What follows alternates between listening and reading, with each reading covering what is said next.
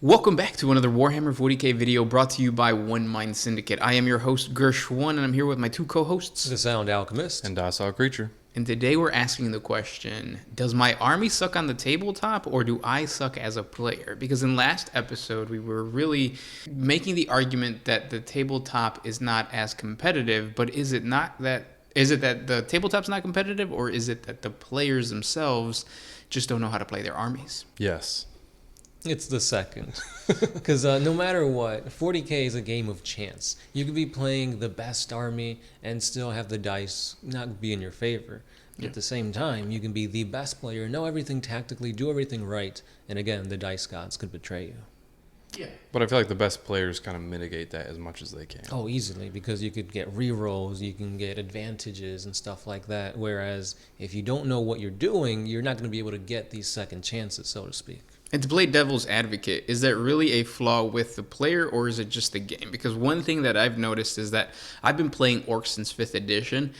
I've never been able to play Killikans and win a game. And that's because Killikans usually tend to be on the weaker side. So you have an entire line of a certain army that you can collect, but you know that there are certain units that you can never play. So does that mean that the game itself is flawed? Should those should the Killikans be a little bit more competitive? Should GW do something to the rules to correct that? Or is it just something that I would find in any tabletop game, in any type of competitive game?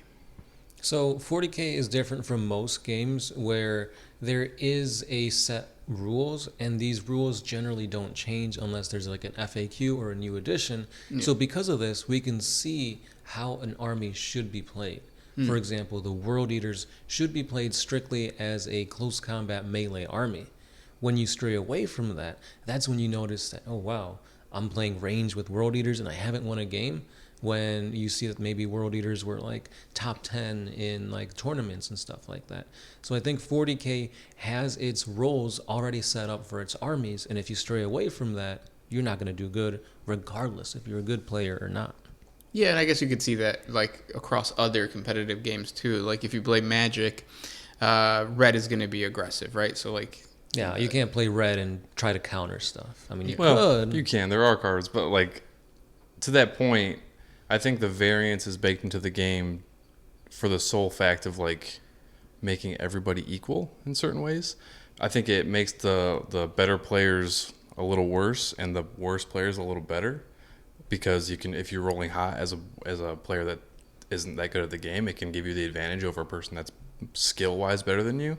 And I think that's kind of baked into games like Warhammer and Magic. The randomness of the game is kind of the great equalizer, so that everybody has a shot at winning the game, even if you're not as good a player as the person sitting across from you. So what you're saying is that a good player should be able to take somebody or an army like the Tau Empire and make it competitive in today's 10th edition. Well, potentially. Competitive is a hot word, because if you're playing strictly to be competitive, then there are choices that you have to make to maximize your chance of winning the game. Yeah. And if you're not playing the top 3 armies, then you're probably not playing in a super competitive play group.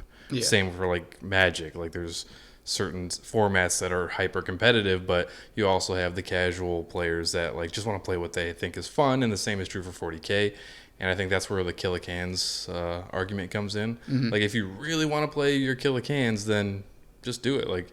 Talk to your opponent and be like, hey, I'm going to play a not so optimal army list, so maybe can you do that too, so that you don't just wipe me off the table? Or it's not really talked about that much in 40K that I've noticed. It's a rule zero conversation where you're just talking to your opponent and about the expectation of the game you're going to play. You kind of just show up with whatever army you want to play, and don't try to format your lists against each other, I guess. Yeah, I've noticed that too. When it comes to 40K, for the majority of the older players, we play for fun.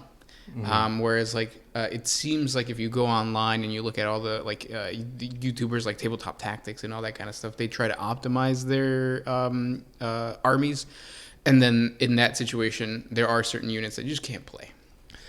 I kind of disagree with that, because I don't think they're goal is to make the most optimal lists, I think they try to make different lists every time.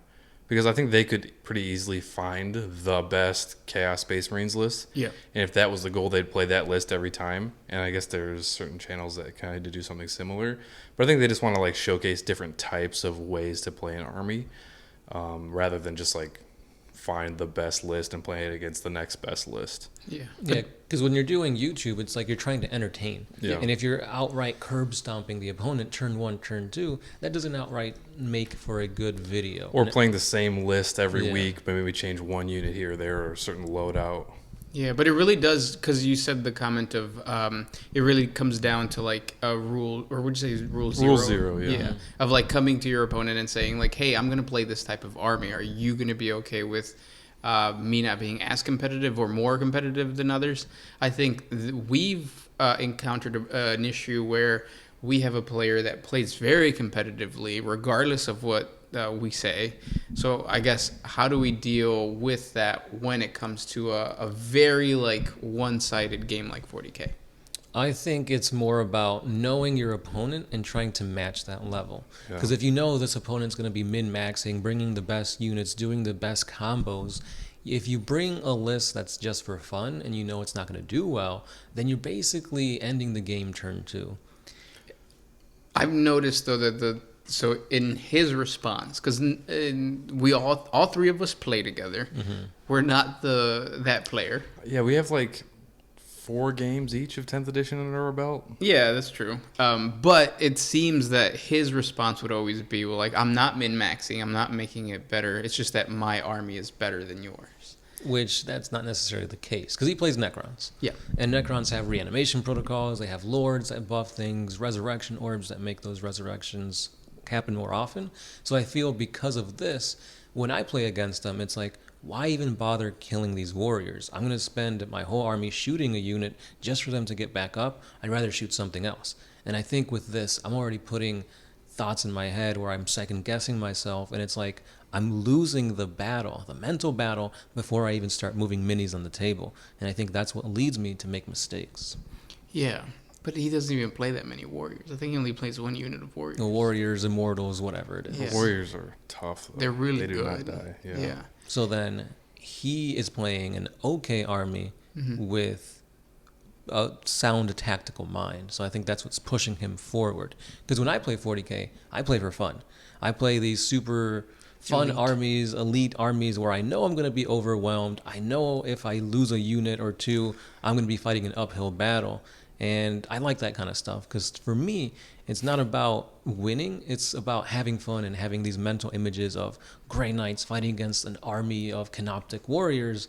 And like maybe if I do beat them, that's like the underdogs coming out on top. So hypothetically speaking, of course, like per se, if we played 4 games of 40K and you've lost every game, do you still have fun? Is that like still a fun time? Yeah. I mean, if it wasn't, I wouldn't be playing the same armies. Because when it comes to my Tau, I never wanted to play Fire Warriors. I hate Fire Warriors. Because, like, to me, I like more mechanized, drones, battlesuits, that. Weird. But when you're playing 40K, objectives are a huge part of it. And if you don't have troops to get objectives, you're going to be losing based off of points. So I'm already shooting myself on the foot here. I am a shit player who plays for fun. That, and I also want to like push back on that concept of like, are you actually having fun? Because like right now, if we were to say we're going to play a game right now, would you be down to play with that player who optimizes his list and plays a more competitive sound army? You're saying yes. So in other words, like it sounds like you're saying yes. I like to lose. In a way, yeah. As long as you're playing the units that you want to play. Right, because I'm playing the army I want to play. It's not like I'm going online, finding the best list, finding the best units, and making that work. Because I kind of understand what you're saying, because when I play orcs, I play orc boys just to see them die. It's fun to see them die to me. That's what they're meant for. That's the purpose of like, oh, I have a squad of 30. They're gonna go up against this one unit. It's gonna be reduced by like almost half, and that's cool. It's like, oh, they're all dying, but that doesn't lead to me losing the game, and that's what I'm having difficulty with. Where it's like, I think the way you're playing though is for sure going to make you lose. So you lost before you even put your models to the A lot of times I go in with that mentality. Yeah. And recently that's when I like reached out to you guys and it's like, hey, I've noticed when I play against you guys, either you guys aren't having fun because you're just curb stomping me, or it seems like I said, like the game's over before even turn one starts. Yeah. Like I have my army on the table, you have your army on the table, and I'm already like, wow, how am I going to beat this? So like I said, it's not fun probably for you guys to know, oh, I'm playing against a Sound Alchemist today. It's going to be an easy W. So then should you have the conversation with us and say, we want to or play a less competitive game? It's not about forcing you guys to be less competitive. It's about me saying, well, I should kind of stray away from playing what I want to play and play something a bit more competitive so that we're on the same playing field so that the game is more fun for everybody involved. I think that kind of showcases the different mentalities that people have when playing a game. I think that your mentality is very good for your play style, because if you were like, oh, I want to play my all battle suits Tau army, and you got curb stomp every game and you were just pissed off about it, that would be obviously you wouldn't want to play the game very long. Right. But since you like show up to the table knowing that you're kind of hindering yourself because you want to play your cool units and you still have a good attitude about it, I think that's the key. Imagine playing against somebody where you know they're going to be pissed and they're like, what's the fun in that? Yeah. And I have a similar like mindset when it comes to Magic. I'm going to be tying a lot into Magic, I think, this episode. But I like to, when I win, I used to play like more competitive formats. I would show up to the tournaments with not lists that people hadn't heard of before. So something that I've came up with or some rare strategy. And it feels good to win with those strategies, which I think is also something that you go after with playing the lists that aren't necessarily optimized. Is when you get that W, it feels even better because you went up against the Necrons that can reanimate all that much and like completely overwhelm you, but I still won with my list full of Dread Knights or whatever. Mm-hmm. I do think it comes down to the player and how you feel, because I think at a certain point I was playing orcs where like, yeah, let me just play what's fun. And then eventually I realized, no, I have to play Speed Freaks. I need to be like an aggressive player if I'm going to want to win. That's when I like, but that was just like a personal thing of like, I'm not going to take life in, I'm going to like attack life basically. Right. But that was just in everything. Like there would be a mosquito that would land on me and I would bite it before, it can draw blood. It's like a gusher. Yeah, exactly. That's how I got hepatitis, but that's beside the point. Another thing is, do you guys feel that secondary, what are they called? Objectives? Yeah, secondary missions. Yeah. Are changing? Are they making it more fun for someone who's like, I'm bringing a fun list. I might get really, really good secondary, so the main doesn't even matter. Yeah, because when I play 40K, currently I want to focus on the objectives, and that's usually the primary stuff. The secondary, you don't really know what you're going to get, so you can't plan ahead for that. So you could get shafted off of secondaries and keep drawing ones that you know, oh, my army can't get this at all, while your opponent can keep getting those secondaries and just blow you out the water. That's what happened when we played last game, Gene Stealers against Grey Knights, and I figured, okay, Grey Knights have the mobility of Deep Strike. I could drop them down, charge, get objectives, move out of harm's way. I feel good.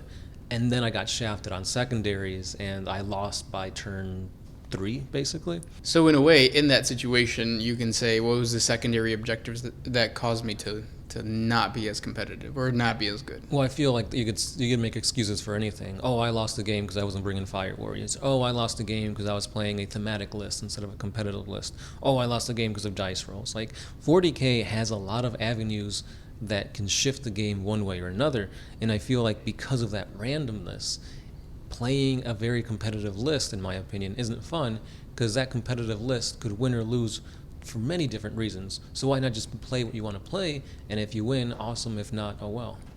Do you guys think that 40K breeds players that are kind of in it not so much to win, but to just have fun? I think you got that everywhere in these nerdy little hobbies. There's people that want to get super competitive and win tournaments, and there's people that just want to show up with no Fire Warriors. Yeah, I think the thing that's pushing people to play 40K is the lore. Yeah. oftentimes you hear of like the great feats of like the Primarchs, Commanders, stuff like that, all these epic battles where Gilliman fights against an entire army and comes out on top. So that's like, oh, I want to play the battle, like the actual tabletop game. I want to play Gilliman, play some Ultramarines, and recreate that. And when you actually put yourself on the battlefield, it's nothing like the books. It's nothing like the lore. Gilliman can die to a bunch of ranged fire from a bunch of nobodies, and there's your hyper realization of like this awesome imaginary thing you have in your head isn't playing out in real life. That's true, because the lore does impact the way that you play the game. Because I mean, plot armor at the end of the day is not real on the tabletop. Right. And it makes me think of, well, I guess we should first explain what happened, because we talked about the whole Gilliman thing in the past. Yeah. So the thing that keeps getting brought up is I was playing Gilliman, or proxying Gilliman, and I'm like, okay, so this guy, he's a Primarch. He's got a bunch of awesome defenses, a 2-up save, invuln saves. If he dies, he can get resurrected and come back. I'm going to put him in the front of my army, and I'm going to run up the board and charge with Gilliman and just kill whatever he's in combat. He didn't make it up there. Yeah, he died turn 1. Yeah, turn 1 got shot off the board, didn't resurrect. Opponent's turn 1. Yeah. Yeah, so I didn't even get a chance to even move him. Yeah. So right off the bat, I lost, 200-300 points of my list, which is a good chunk, and that's already putting me in a huge hole starting the game. Which that points out certain things about 40K that you need to play 40K this way because X, Y, and Z happens. In other words, whoever gets the first turn, even since 5th edition, from what I could remember, they have a huge advantage over you. Right. People say, no, it's second turn because that means you're going last, which means you can claim objectives or find out what you need to do before the game ends without having your opponent do anything to mess with you. But yeah, I feel like oftentimes if you have a really good round of shooting in the first turn or you have a really good round of repositioning in the first turn, you're going to be in a really good position. Yeah, does that bring up the question where it does indirect fire in 10th edition? Does that mean that it's almost going to be an auto win? Because I've been playing Gene Stealer cults and I have my Ridge Runners. They have indirect fire. I can just have an entire... There's no more force organization or whatever. We have to have 2 troops and an HQ. So technically I could just bring a bunch of Ridge Runners, hide them from you guys. First turn, you could have first turn, doesn't really matter. The next turn, I'm just going to bombard you with a bunch of shots. Yeah, I've heard a lot of bad things about indirect fire in this edition. Yeah. Like, it's very powerful. Yes. But I think that happens every edition. Somebody somehow finds a way to break the game. And I think no matter what, the game will be broken because it's never 100% equalized for both the attacker and the defender. And also to your previous point, I think what you said about getting first turn basically gives you a huge advantage. I think that is showing how inexperienced we are as Warhammer players, because I think it really depends on the army that you're playing. Like, some armies want to go first, some armies want to go second, and it also depends on how you deploy. Like, if you're going against a shooty army and you put half or more than half your board just out in the open to get shot off the board if you don't get first turn, then that's really your fault for doing that. Like, if you have enough terrain that you can hide your stuff behind, even if you get turn 1, you can still accomplish things. Then having turn 1 isn't that much of a advantage, I guess. Because you know your army. So the next question that I would have for you is 40K the type of game where if you're playing 10th edition, you can play multiple armies and be well versed in those armies, or do you have to stick to like 1 or 2, know their rules and know how they play? Depends on how much time you have, right? Like, to learn your armies. How much money, too, because it's not cheap getting a bunch of armies. Well, if you've been playing for a while, I think, right? You've accumulated stuff. But like, let's say you have a normal, like you have a 9 to 5, so you're getting 1 game or 2 games a week. Can you realistically play optimal, or can you know your army enough to play multiple armies, or is it one of those games where like the army that you play got to stick to that race?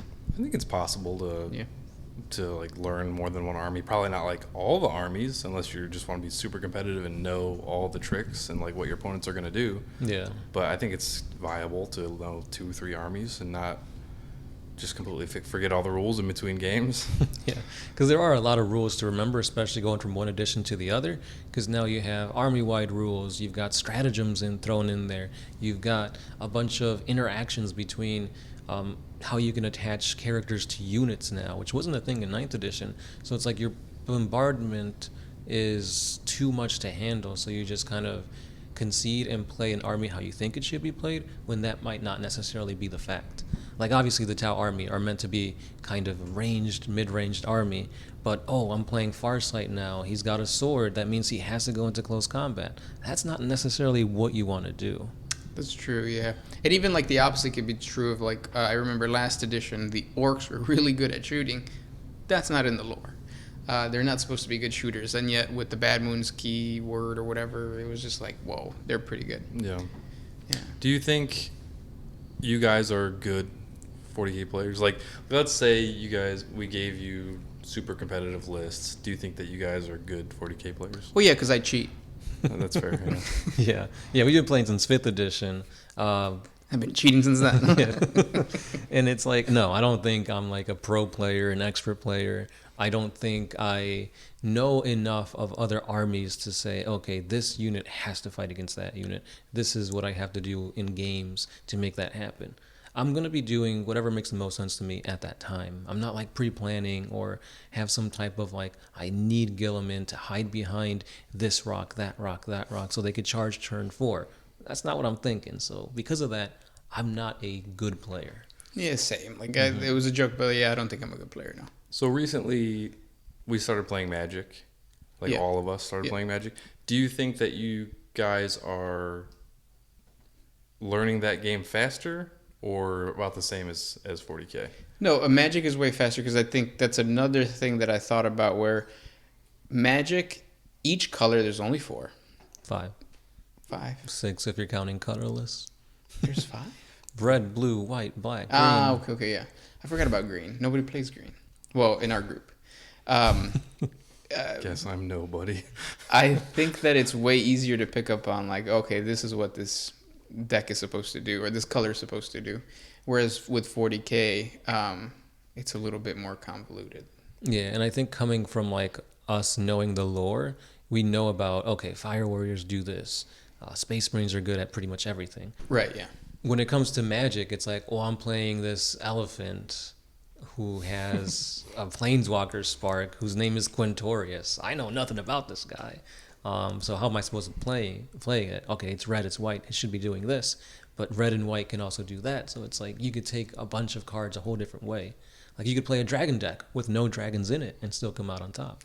But the thing about Magic is that if you play the color the way that it's supposed to be played, so if you play red and you're aggressive, if you play blue and you're like counter,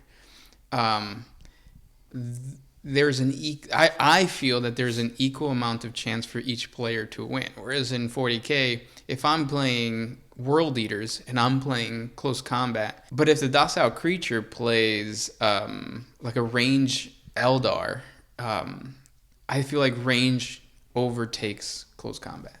Right. But at the same time, you can also psych out your opponents. Why is he playing ranged with the World Eaters?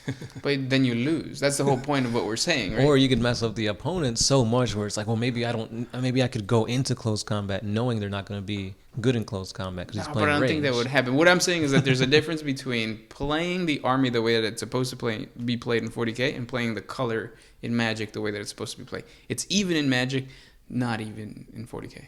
I guess that makes sense because I just noticed myself, because I've played Magic for a long time, and I feel like I've learned that game pretty well. Yeah. But I've started playing Warhammer with you guys for like 4 years, and I still feel like I know nothing about how to be good at this game. Yeah. And it just feels so weird to me because it didn't take that long for me to learn Magic, and there's a lot more rules, I guess, to 40K, but there's like so many different cards in Magic, so I don't know.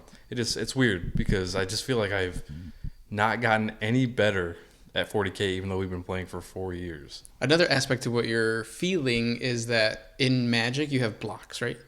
And the blocks change the cards, but they don't change the dynamic of what an aggro deck is going to do. Sure. In 40K it does. Whenever we have FAQs or whatever, they might change. Overwatch is completely like OP now. Mm-hmm. Which changes the dynamic of the entire game. Yeah. So I think there is that sense of like, well, what edition are you playing? Like, when is the next FAQ going to come out? But like you guys said, the basics don't really change all that much. There's still deployment, there's still movement, the shooting, the ballistic skill and weapon skill is all relatively the same thing every edition. There might be minor tweaks, but like the core of the game is still there.